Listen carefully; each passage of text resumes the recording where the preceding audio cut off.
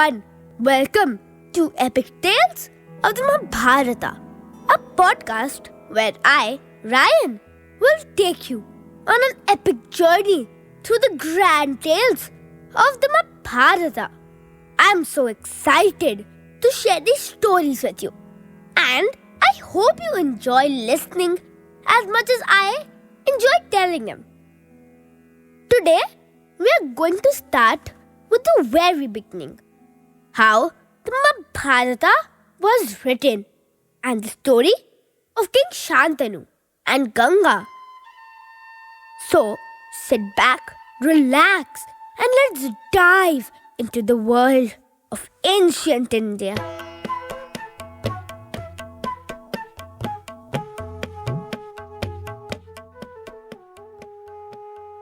Many years ago, there lived a great sage named Vedvyas. He had seen the rise and fall of many kings and kingdoms and witnessed many great battles. So, he composed a poem based on the greatest war ever fought, representing the victory of good over evil and reflecting the philosophy of truth and justice.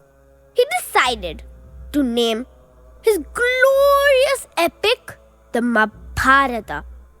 The original name of the Mahabharata was Jaya Samhita, meaning victory.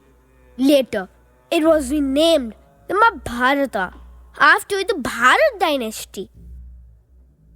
Vyasa decided to preserve the sacred saga for all generations.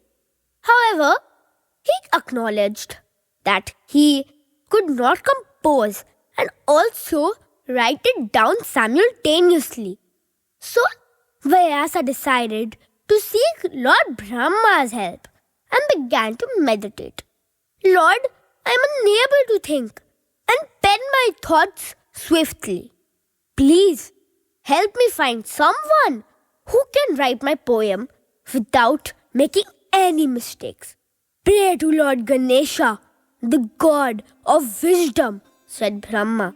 He alone can write with the same speed at which you speak. Vyasa prayed to Ganesha and succeeded in appeasing him. Ganesha had only one condition. Vyasa wouldn't stop the flow of words. The clever sage needed time to think about the narrative. So, he agreed by adding one of his conditions, which was that Ganesha should write only after understanding the verse completely.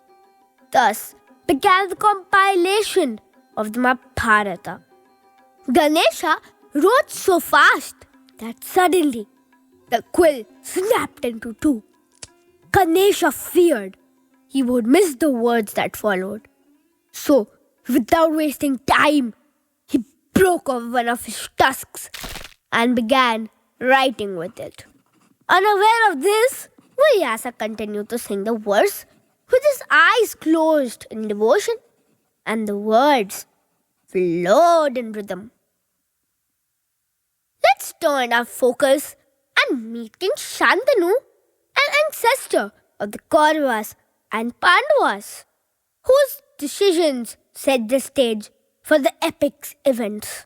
King Shantanu, a wise and just ruler of Hastinapur, was an ardent nature lover. His favorite pastime was wandering through the forests and along the riverbanks that bordered his kingdom. One certain day, as the sun set over the glistening waters of the river Ganga, Shantanu was captivated by a mesmerizing sight.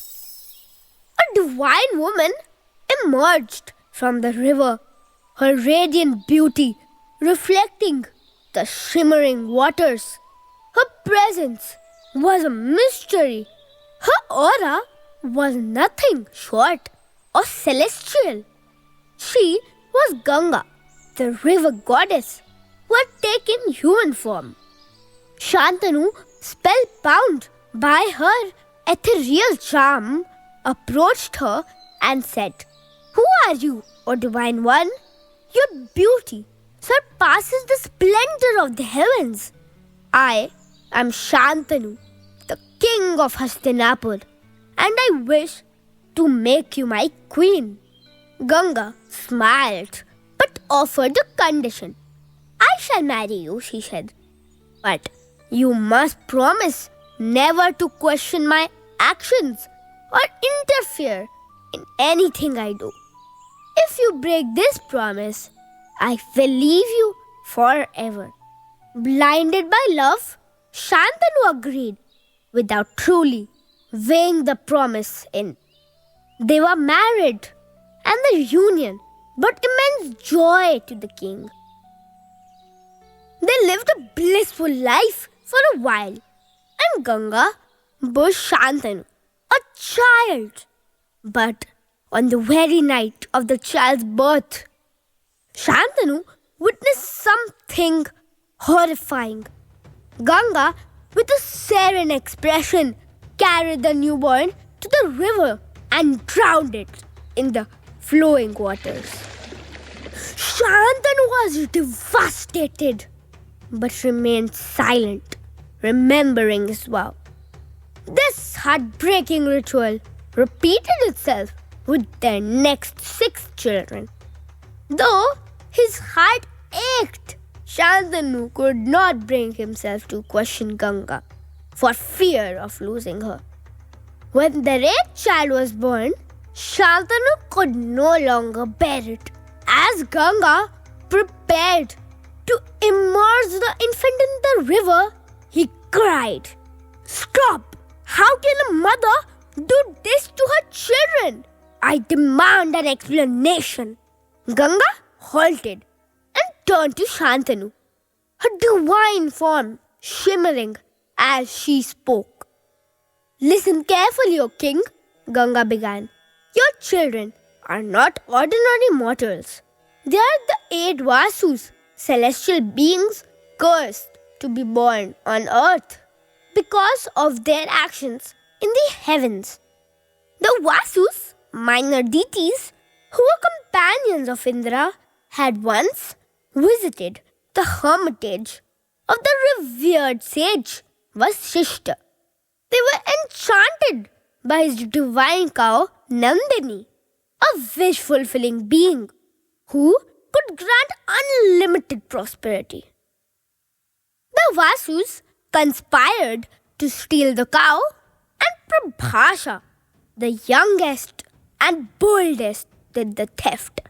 This act enraged sage Vasishta, who cursed all 8 Vasus to be born as mortals, a fate that celestial beings dreaded.